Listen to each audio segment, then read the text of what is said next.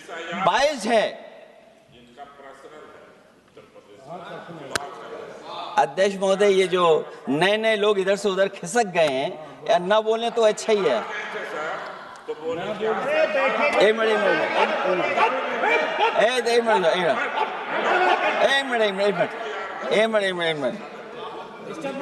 Minute अध्यक्ष महोदय, पर अध्यक्ष महोदय, मेरा ये आग्रह है अखिलेश ये जी अध्यक्ष से। महोदय ये कुछ जानते नहीं है। अध्यक्ष महोदय, माननीय सदस्य कुछ जानते नहीं है, ये ना पढ़े लिखे हैं ना कुछ जानकारी रखते हैं। ये मैं ये कह रहा हूँ, मैं ये बात इसलिए कह रहा हूँ, ये अनपढ़ इसलिए हैं। अध्यक्ष महोदय, मैं ये बात इसलिए कह रहा हूँ कि जो जो घटनाएं मैं बता रहा हूँ, मैंने एक एक घटना इलेक्शन कमीशन को टैग किया है, एक एक वीडियो इलेक्शन कमीशन को दिया है, एक एक पत्र लिखा है इलेक्शन कमीशन को। अगर एक भी कार्रवाई की हो तो मुझे बता दें, अगर ये जानते हो। और दूसरा, मैं अध्यक्ष महोदय मैं दूसरा बताना चाहता हूं आपको। अध्यक्ष महोदय, चुनाव जीते जाते हैं, हारे जाते हैं। कभी कोई चुनाव जीतता है, कभी कोई चुनाव जीतता है। एक समय था जब हम लोग कांग्रेस पार्टी से लड़ते थे, और एक समय आ गया कि जब हम आपसे लड़ रहे हैं। चुनाव कभी ये जीतते हैं, कभी वो जीतते हैं, कभी मैं जीतता हूं। एक समय था अध्यक्ष महोदय, मैं 5 लोकसभा का सांसद था यहां। इस बार हम लोग भारतीय जनता पार्टी को दूसरे नंबर करके सबसे 1 नंबर पे समाजवादी पार्टी आई।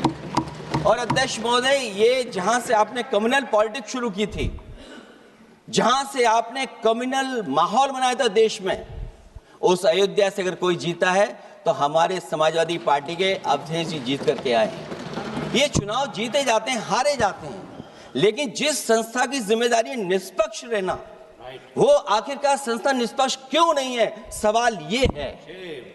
और सवाल मैं यहां से उठाता हूं बाई इलेक्शन का। मैं 3 बाई इलेक्शन का उदाहरण देना चाहता हूं आपसे अध्यक्ष महोदय। नहीं, बाई इलेक्शन पर चर्चा नहीं हो रही। नहीं, मैं नहीं, जब तक आप अध्यक्ष महोदय चीज जानोगे नहीं, अगर मैं एग्जांपल नहीं दूंगा कि इलेक्शन कमीशन क्या कर रहा है, तो अब मैं रिफॉर्म क्या मांग करूंगा।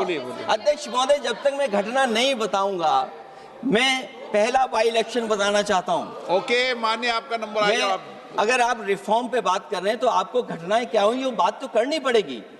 अध्यक्ष महोदय, मैं बाई इलेक्शन मिल्कीपुर की बात करना चाहता हूं। बाई इलेक्शन मिल्कीपुर जो अयोध्या क्षेत्र में आता है। इलेक्शन कमीशन को हम लोगों ने शिकायतें की, यहां धांधली होने जा रही है, चुनाव को हराया जाएगा। वहां की सरकार ने मिलकर के किस अधिकारी को पोस्ट करना है, किसको प्रिसाइडिंग ऑफिसर बनाना है, और हम लोगों ने रंगे हाथ पकड़ा लोगों को। एक व्यक्ति को पकड़ा, वो 6 वोट के डाल के आ रहे थे। एक व्यक्ति को पकड़ा जो दूसरी विधानसभा से थे। एक मंत्री जी भाग गए जो हजारों लोगों को लेकर के उस विधानसभा में आए हुए थे। तो ये बातें मैं इसलिए बता रहा हूं कि अगर हमें रिफॉर्म करना है तो रिफॉर्म तभी संभव है जब हमारा इलेक्शन कमीशन निष्पक्ष होगा। इसलिए अध्यक्ष महोदय,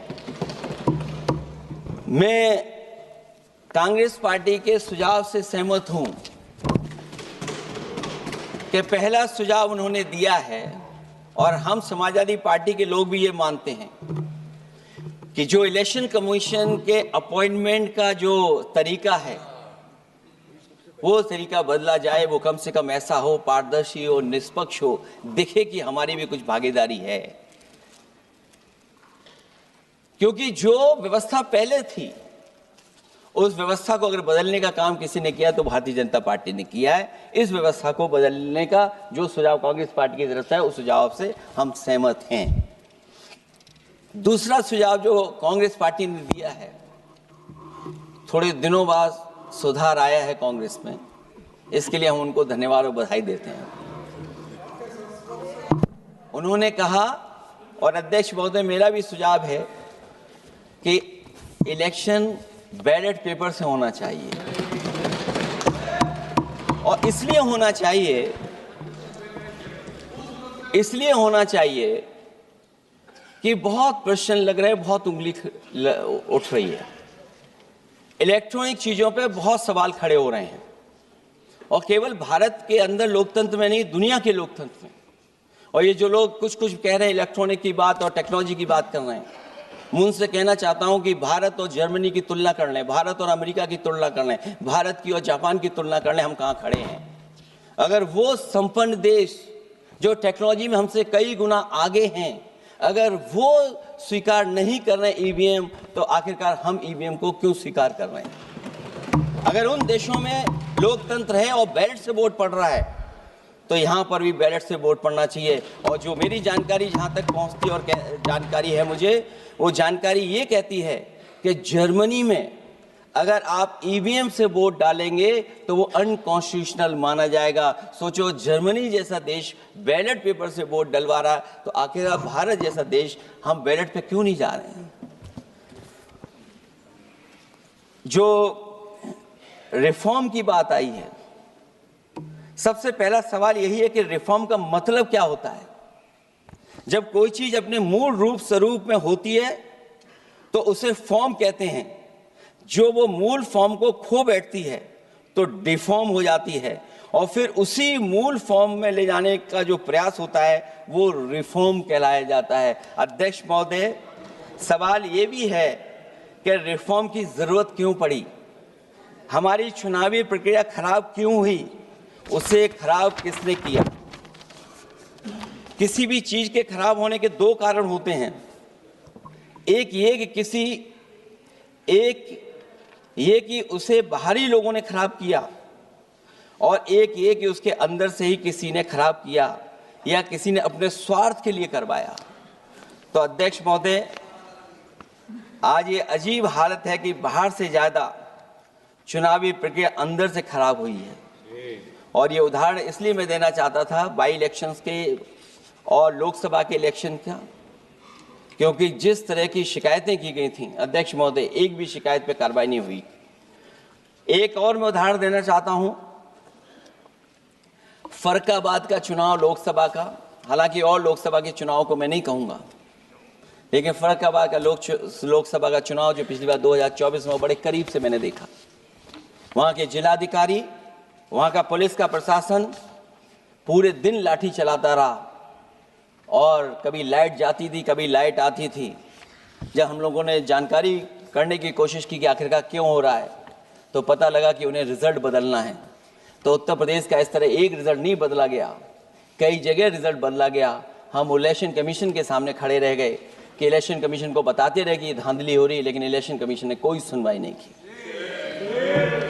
ये केवल लोकसभा में नहीं, मैं फिर लौट करके आता हूं, जितने भी बाई इलेक्शन हुए हैं वहां पर वोट चोरी अध्यक्ष नहीं हुई, वोट डकैती हुई है। और मैं फिर कहता हूं, जहां जहां आप लोग जीते हो बाई इलेक्शन में, अभी 27 भी आने वाला है, अगर एक भी लोग वो जो विधानसभा आप जीत करके दिखा देना, मैं on the floor of house कह रहा हूं अध्यक्ष महोदय, अगर निष्पक्ष चुनाव होगा तो एक भी भारतीय जनता पार्टी वहां पर सीट नहीं जीतने वाली है।